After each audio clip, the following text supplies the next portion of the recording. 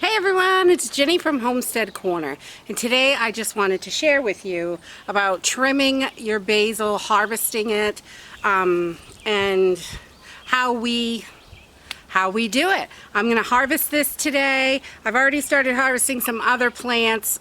This is my last one, and it's a container plant. It's so hot in the sun. I just thought I would come in the shade to show you how I do this. And we usually grow our basil right in the ground or in a raised bed or something. I've never grown it in a container before. This is our first time, and I have to tell you, this baby is so healthy and it's growing so nice. I may just start putting all my basil in containers because this is just doing wonderful. I'm really happy with how this is going. It's nice and bushy. It's growing really well. So I'm just gonna bring you in closer so you can see how I trim this so it will continue to grow all season long, and it will just keep producing basil until in the fall.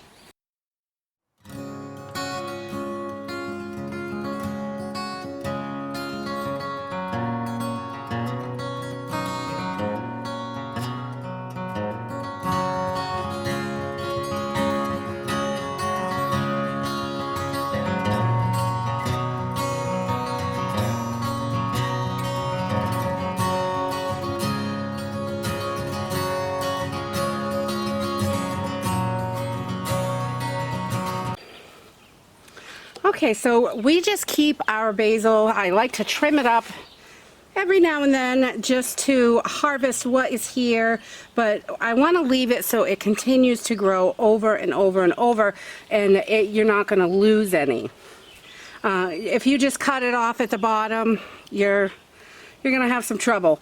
But and I do that at the end of the year, but throughout the summer I just continue to get in here. Let me see, and we'll do this one first. I just continue to get in here and trim this down to so I can keep harvesting it and get the most out of my plants.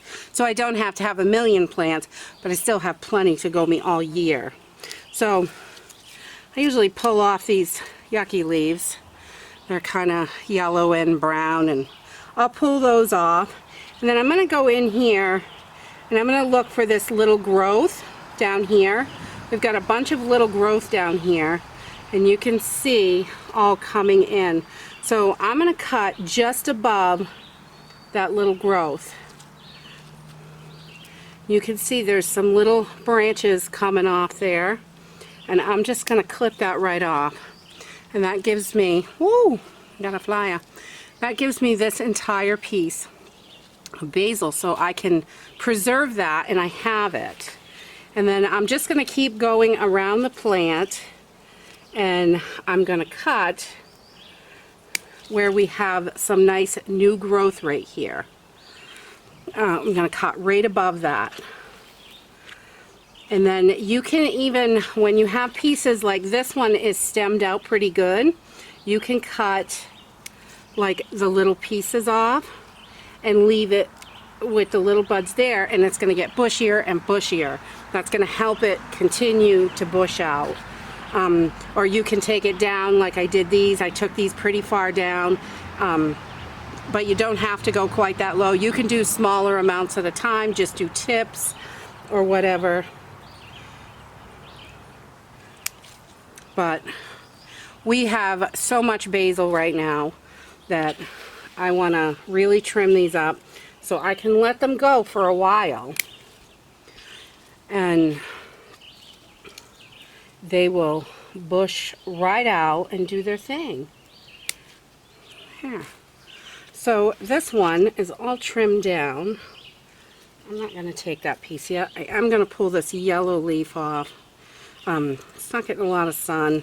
The rain has been so sporadic, but you can see there is still a lot of this little baby going. So we're going to let this continue to grow. We'll get it back out in the sun, give it a good drink of water. Right after I trim them, I like to give them a good drink of water. And once I get this watered up, I'll bring you inside and show you how I preserve the basil.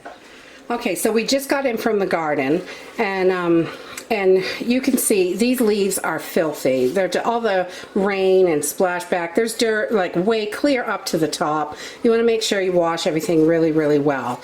So I'm going to pick off any leaves that I don't want to eat. This one's got a little brown spots on it.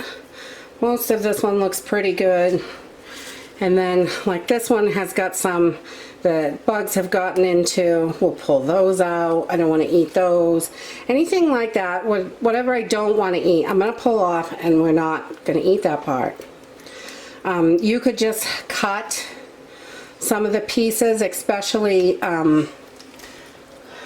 like this one. You could just cut this piece off or tear it off, and the rest of the leaf is still good. So you could definitely save that. I don't like to share my food with the bugs too much. A little bit, you know, they can have it, and it's gonna, whatever I don't use is gonna head back outside to the compost heap. So I just look them over really well. So you'll find a little moth in there. And that's it. I'm just gonna go through all these and pull off the ones I don't want, put them in a pile, put the ones I do want right into a colander in the sink.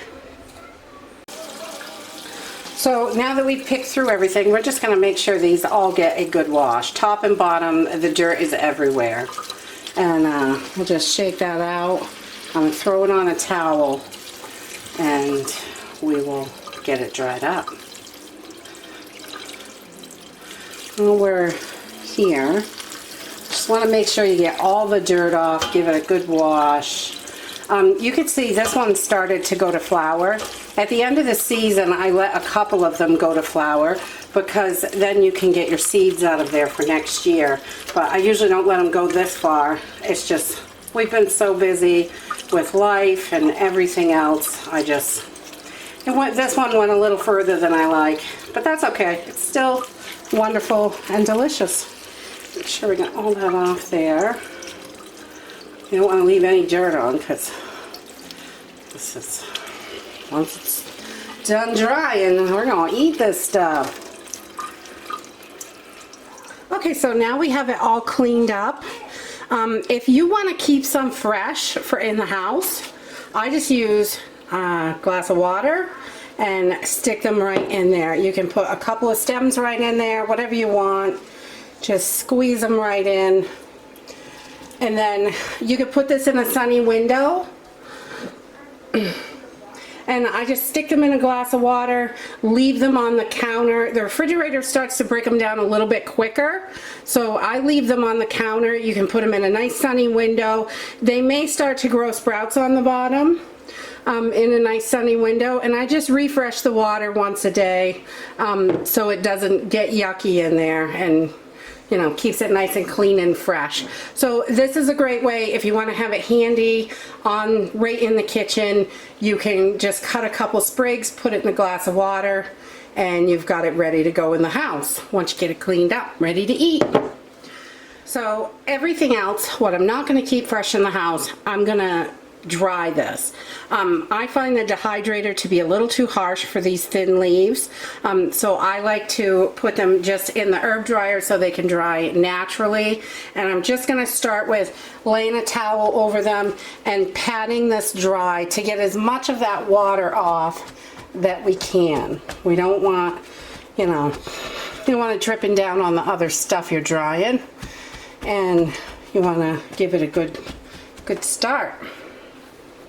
So there we go. So I'm just going to move this into my herb dryer, and it is going to sit there for, I don't know, probably 6 to 7 days for this, because it's a little bit thicker than some of the other leaves, but it's going to take a little time, but that thing really is aerated and I just love it. I'll take you in and show it to you. So this herb dryer just hangs from the ceiling, or I just have a little wooden thing we hang herbs and baskets and whatever from, and a little metal S-hook, and it hooks right on. You could, I get like a shower curtain rod would work, anything like that, because that loop on top is Velcro, so you could loop it right over anything really. But I just got some other daisies and things like that in here. And I'm just going to come down to the bottom one and add my basil. So I'm just going to throw these in right on the stem. Just chuck them right in there. And this is all mesh, so it's so aerated, it dries much faster. I used to have paper towels everywhere, but this was definitely a great investment. It was only about $20, and it's worth its weight in gold and times a million. Oh my God. I can still use my counters in the summertime. That's so amazing. Because for years and years and years, I had no space. Every flat surface was covered with paper towels and herbs. So that is it. I just kind of space them out in there so they can get plenty of air. I'm going to zip this closed and no bugs can get in. So if you do this outside, if you have like an outdoor porch that's covered, this would work great. You don't want this in the sun because the sun will bleach your leaves and mess with the color and take some of the nutrients out. So you want it in a fairly dark place where the sun's not going to get to it, no direct sunlight. This works so good. I love this. So we're going to let these sit for probably about 7 days before I check them. And once they're dry, let me show you on the stem here. Once they're dry, you literally, you want it crispy, so when you kind of squeeze it, they crunch. I just take my finger and run it right down the stem, and everything falls right off. I love that. Easy, easy peasy. And you can crush it up, you can put it in a chopper, do whatever you want to do with it. At that point, store it however you like. I like mason jars. I put everything in them. But that is it. If you like this video, give us a thumbs up. Subscribe. We'll see you in the next video. Bye!